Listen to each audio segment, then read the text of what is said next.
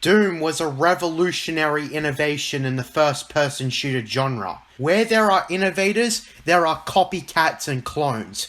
Doom's design was so influential, and the only example at the time, that improvements were possible, but needed to be figured out on their own. Why I bring this up is because Doom is the main reason the game we're talking about today was possible in any sense of the word. Star Wars Dark Forces was made after fan mods of Doom taking place on the Death Star. Those at LucasArts decided to make a full-fledged first-person shooter set in the Star Wars universe. Star Wars Dark Forces is the original Star Wars first-person shooter.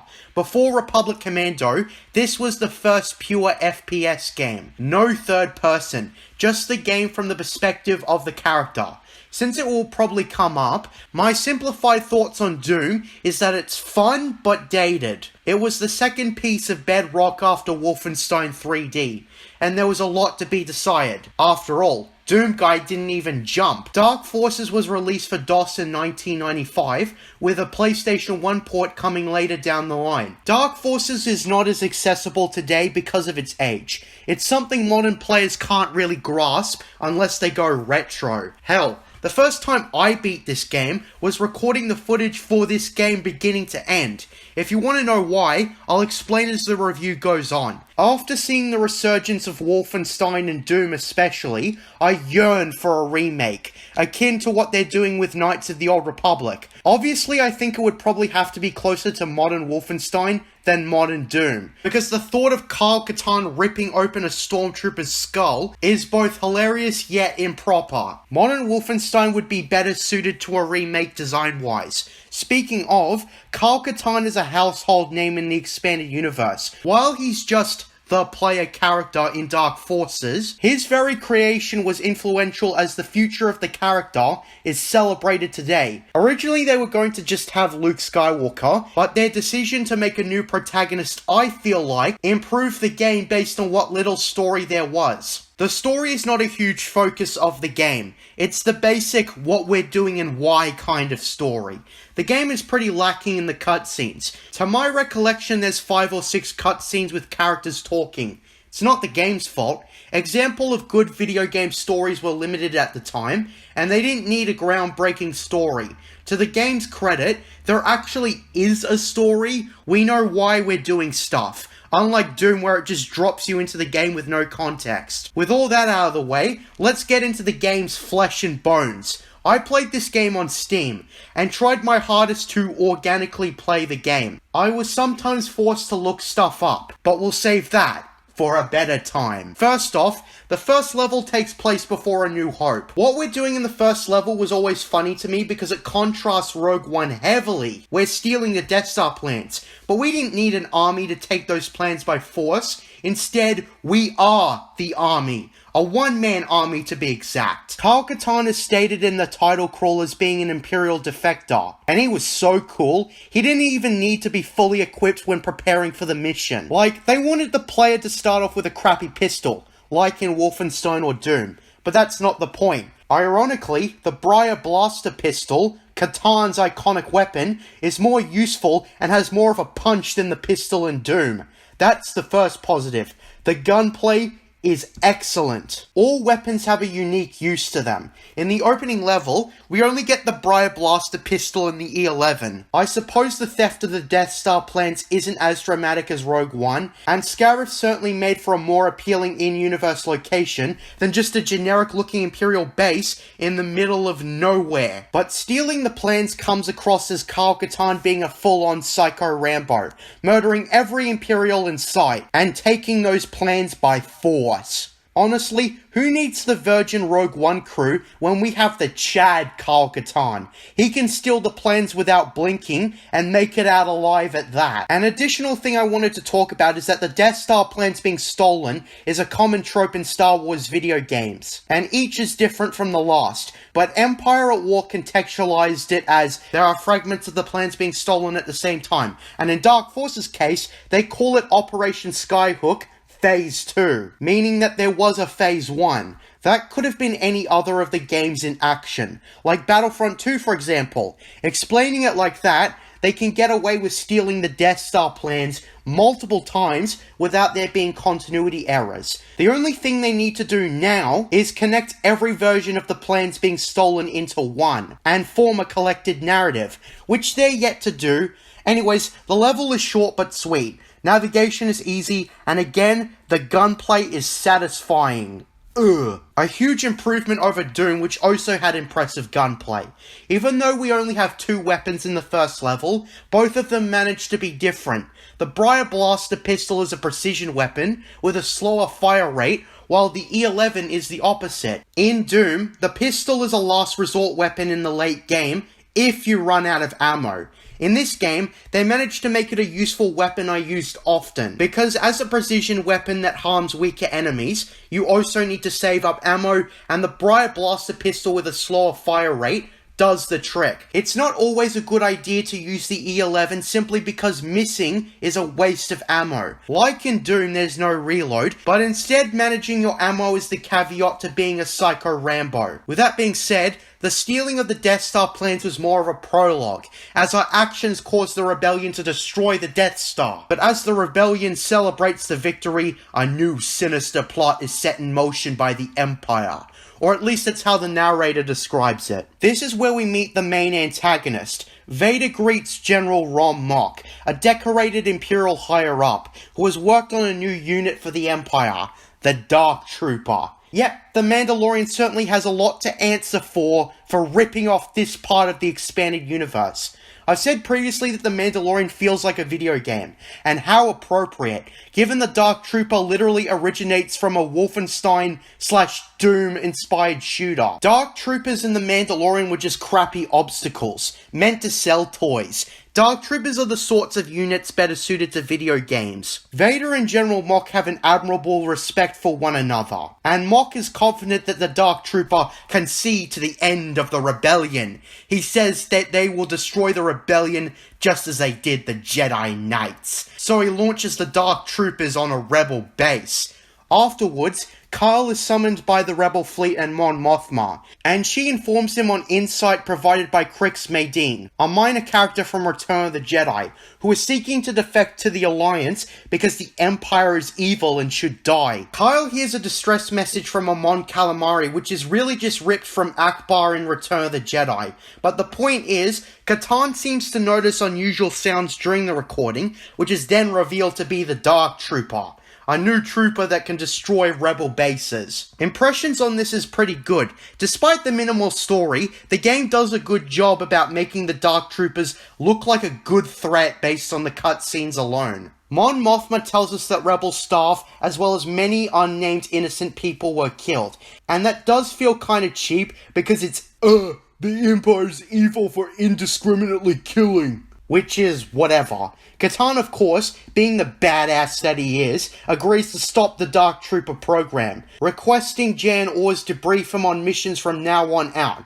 Who's Jan Ors? Another new character the game made up. Based on interactions in this game alone, they seem like good acquaintances. The next level is investigating the rebel base that was attacked by the Dark Troopers, now occupied by Imperial forces.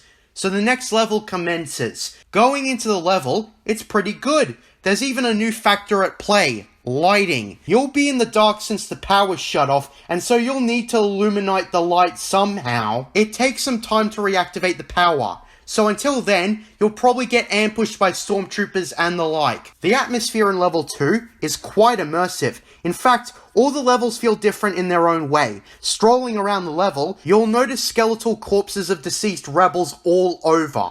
Their remains charred and unrecognizable. It's quite creepy, and it subconsciously tells you that the Dark Trooper is not to be taken lightly. When we find the power switch, we must traverse to another part of the base to look for evidence on what the Dark Trooper is. Crawling all over, Imperial forces must be taken out. This level is rather simple. Turn the power back on, find evidence of the Dark Trooper, return to ship. After a decently easy search, we find a weapon too large for human hands. I wonder Kyle Katarn can carry it then. Well, to be fair, I saw a card that depicted Kyle Katarn holding 10-ish weapons, so maybe he's that strong. Anyways, we retrieve the weapon and make it back to the ship. The next level I used to despise when I first played the game. This level is also representative of a much hated video game trope, the sewer level. To be honest, I mostly find this level to be simply okay now, but back then, I hated this level. The context for this mission is that the clue we retrieved led us to a fiercely loyal Imperial moth named Rebus. This guy looks like the stereotypical Italian-American pizza slob. We're sent down into the sewers to capture him. And level 3 doesn't start off that bad. It's a dirty, dingy area, a disgusting atmosphere, but nothing too gross. Basically, what you're supposed to do here is get all the gates to Rebus open. You must go through different tunnels and swim. Kyle must be used to this stuff, because he sure is willing to swim through sewer water. The real problem in this level are those Dianogas, the creature that wrangled Luke in A New Hope. This time, there's more than one. There's around a dozen. Perhaps more. So many of them come at you. A big reason I hated this level was because they kept jump scaring me. I already hated the Dianoga in A New Hope. This was a nightmare. Also again, the area is so dark, you need to illuminate a source of light. Since I don't use the headlight unless I absolutely need to, I relied on the map and the blaster. Speaking of, the map sort of helps. Just like in Doom, it's not that understandable for navigation, but it does help to get you recognizing whether you've been in an area previously or not. If you're in a confusing labyrinth of a level, the map does squat. There's also a part of the sewer level where you go through these fast tunnels that lead back out to the main area. You go super fast. Faster than an airline toilet. With that being said, when you finally get to Rebus's lair, if you can call it that, you'll have to endure the most stiff, slippery parkour you'll ever do. Dark Forces added a jump button, which added the ability to jump up ledges and across areas, but since this was still in the early days of first-person shooters, it's not perfected. The jumping in Doom Eternal, for example, is smooth and controllable. You don't feel like it's a hassle to jump. It's as simple as it is in real life. Anyways, in this part, you'll be required to jump.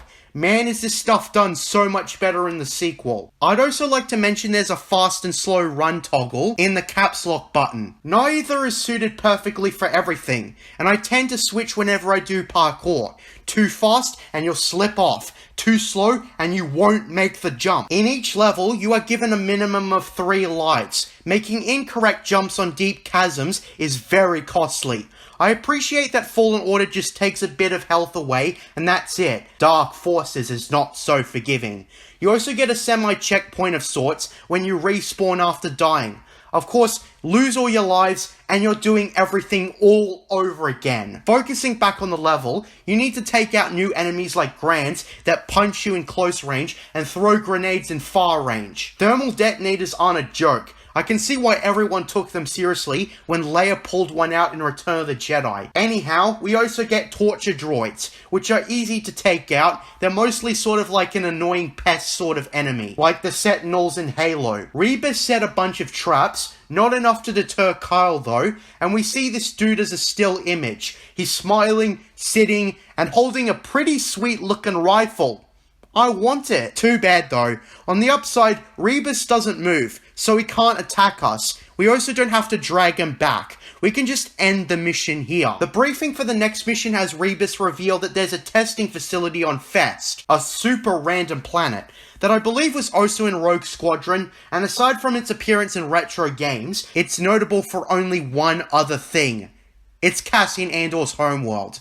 Funny how Andor will be super relevant soon given he's getting a pointless Disney Plus spin-off. Playing through this level with the knowledge that Cassian Andor was born here in the Disney timeline, I'm like, is this it? It doesn't look very habitable for a planet in Dark Forces. It reminds me of when Poe Dameron's homeworld was Yavin 4, simply because Oscar Isaac was Guatemalan, and the set for Yavin 4 was in the respective country. Anyways, the first part of the level is a canyon. The scenery is pretty boring, not gonna lie. It gets way better when we get to the Imperial base, but for now, we need to find the Imperial base. That takes around 5 to 10 minutes. Doesn't sound long, but I'd rather it be like the first mission where we're already in the base like a spy or something. This is where I bring up the game's greatest flaw. Confusing level design. Let's get something out of the way. This game is a blast. if you know where you're going. If you don't, the game becomes tedious and boring. Looking at what the game is actually like, once you start getting into the later weapons and stuff, the game was surprisingly fun. It may be overshadowed by shooters of today, but the game is actually pretty well designed for something so simple. This is an expansion of Wolfenstein 3D and OG Doom. They fully utilized the technology based on those games and improved it. Since this is where you start getting the mid-tier weapons, the game just gets better and better. That's a good thing. Being more invested to play a game as it goes on is a rarity nowadays. Mostly you just get bored as you get to the end, or sameness the whole way through. What this game does is the best particular feeling. When we get into the base, this is where the level starts getting really confusing. I hate confusing levels. I don't want the game to hold my hand, but I also want it to be obvious enough where the hell I'm going. I don't want to be confused. Also, in my playthrough, whenever I was stuck, I started thinking about the in-universe layout. The stormtroopers must have a lot of memory of this place, otherwise they'd get lost. This level also starts utilizing keys and codes you need to enter to progress. Memorizing is a total hassle. When we finally get to the central chamber, where our main objective is, we have to switch buttons in order to get a certain pattern to get the medal. The medal in question is Frick, and unlike Babu Frick, it's less memeable because of the spelling and how it sounds less dumb. Fun fact, Frick is the metal that was used to make Palpatine's lightsabers. When we get to the medal, I hightail it out of there, and we finally get to the level that I was specifically stuck on until this very playthrough. The Gromus mines. This is where the Frick is being mined, so we gotta blow it up. We must be really starting to annoy the Empire. But anyways, let's get into it. Gromus has a similar look to Mars in OG Doom. I was not really a fan of Mars as a planet beyond the hypothetical talks of colonies there and alien sightings and shit. I mean, the planet was interesting enough, but as the setting to a Doom game, I just didn't like it. So basically what I'm going to say about this level is that it has a lot of platforming, and it's a long drop, which will contribute to a lot of health lost. Aside from getting a new weapon, which isn't that good, figuring out where you're supposed to go is a hassle. Plus we've got keys again. This is something I wish they scrapped from Doom, because it's annoying. It's basically like a fetch quest almost, but not quite. I mean, you do have to fetch something, but it's not quite like a fetch quest. There's also a possibility of being crushed by machinery, which you have to wait to traverse. When you eventually get to the damn charges, you have your first encounter with the almighty Death Trooper. Phase 1 Dark Troopers are fast, zippy sons of bitches, but having no gun attached made it seem underwhelming from a presentation standpoint. It's the opposite of a bad enemy, but I was expecting a little more blow me away-y. There's also the part when you escape, where you have to wait for the doors to open on a pressure plate to run through all of it in one go. That's sort of weird, and it is a common video game trope. Completing the level and making it back to the ship, we see that Crix Maydeen, our informant, has been captured, held at gunpoint by Rom, Mock, and Vader. The two villains talk about how Katarn is becoming a threat, slowing the production of the Dark Trooper. I wish this game would be remade because the cutscene here has great potential for a fleshed out story. Mock mentions how Katarn was a fine Imperial, but turned his back on the New Order. The game doesn't elaborate on why Katarn left the Empire, it's mostly the sequel that expands that. Apparently in the books, Mock met Katarn at the Imperial Academy, so there is a pre-established connection between the hero and the villain. Why I yearn for this game to be remade is so there's a more personal conflict, like perhaps Katarn once admired Mock, but after defecting and growing to hate the Empire, he is conflicted or something. Again, this game was not designed to be story-rich, but it's still interesting to think about. In this game, there's no connection between the protagonist and the antagonist. There is in the books, I hear again, but not in the actual game. So since we are mowing down Imperials and doing real damage to the Empire, what do Mock and Vader do? They employ the services of a bounty hunter. You want to know who it is? Why yes, it's none other than Bobby Fett. Yeah, this game has a lot of cameos. Keep in mind, this was made before the prequels. A lot of expanded universe content before then relied on recurring characters. It's also weird that they used archival footage from Empire Strikes Back. It shows. Now comes my least favorite level in the whole game, where we have to do the classic jailbreak and rescue Crix Medine if we want any more insight into the Dark Trooper project. First, we have to enter the prison, and then the level really starts becoming terrible. There's a lot of convoluted elevator doors with mines all over the place. You have to be a goddamn reflex expert to dodge the mines. In other Star Wars games, mines are reasonably dodgeable, but the thing is here, they aren't. I said there are convoluted elevator floors. You basically need to get key cards and codes and whatnot from every single floor, and the whole layout is confusing. Plus there's a lot of backtracking. I spent an hour trying to figure out what to do after my problem-solving skills ran out. For once in this entire playthrough, I had to look up how to get past the stuff. The solution of what I was supposed to do was so batshit, I couldn't believe anyone had the patience to figure it out. Basically, what you're supposed to do is send the elevator down, then go into the vents through the open hatch, make a leap of faith into a level inaccessible by usual elevator traversal. This is so cornered off. I feel so bad for stormtroopers who have to do this in-universe in order to properly guard the prison. There's probably a lot of workplace accidents here. Anyways, we finally get to the right prison floor, and we need the right code to get a specific door open, and once we do that, we finally got Crix Medine freed from Imperial custody. Did that sound convoluted? That's because it is. You know, with the other levels, the puzzle of figuring out what you're supposed to do is half reasonable in hindsight, but this ain't it. I'm never doing this level again. In the next briefing, we get insight onto who leads the Dark Trooper project. Ron Mock is a decorated veteran of the Clone Wars, but not decorated enough to be featured in TCW. Damn you, Filoni! If I had done TCW, you bet all these obscure expanded universe characters would have been in my show. Ram Koda, Ron Mock, Hugh Ran, Jarek, Joris Sabayoth, Gilip Helion, Morgan Gatan, etc.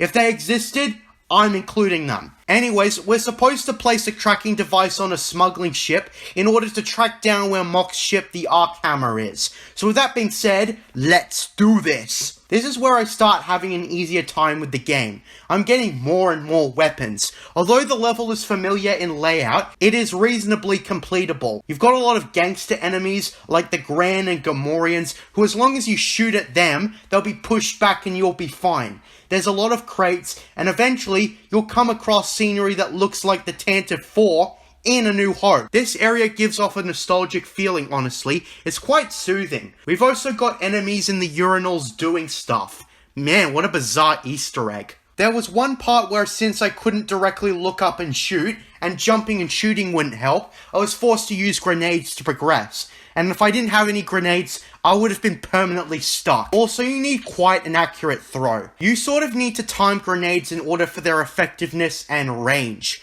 Next, we've got Antivi, one of the best levels in the game. Going into this expecting to be confused, this level probably has one of the best varieties in scenery. When you start it, it looks like a generic snow level, but as you'll realize, the ice is slippery, and you need to acquire some spike boots or whatever. We've also got the conveyor belt that you need to progress. Conveyor belts in this game are extremely fun to navigate. It's something I like in games in general. Moving faster or slower adds new dynamics to gameplay, and passing by enemies and firing at them is a blast. The level is nowhere near confusing, and it's also easy to make jokes about it, like, is that melted cheese? That's what it looks like. We're also required to put on a gas mask in order to prevent health loss, because the cheese smells so bad. We set charges, and to top the level off, we've got the Dark Trooper Phase 2. Man, this is what the Gromus mine should have started with, honestly. The Phase 2 Dark Trooper is tough, fast, and versatile. You need fast movement and proper aiming in order to effectively beat it. This is my turnaround for my Dark Forces playthrough. I was having a lot of fun here. It seems that the levels became more detailed and varied. As in the next level, we go to the commonly visited Nar Shaddaa, the Smuggler's Moon. With that being said, we navigate the area. To be honest, I was stuck, but when my problem-solving skills kicked in, it was no bore to play. We also got concussion Trandoshans. They're fucking snakes, I hate them. It also did kinda suck that finding keys was another part of the game, because in this particular instance, it slowed things down, but it didn't grind it to a halt, because I, at this point, would have been hunting for keys the same way I hunt for chocolate eggs during Easter. Then we've got one of the highlights of the game, the Jabba ship level. Jabba captures Kyle and Jan and throws us into a pit with a hungry dragon, missing all our equipment. I was looking for an exit during this fight until I realized defeating the dragon was as simple as strafing and punching enough times. When I realized that, the level progressed. Retrieving my equipment was relatively quick, and this was the part I really had to start managing my ammo. This is good, by the way. It makes the game more challenging. The scenery is well designed, and the levels are far from too confusing to make the game boring. Another solid level.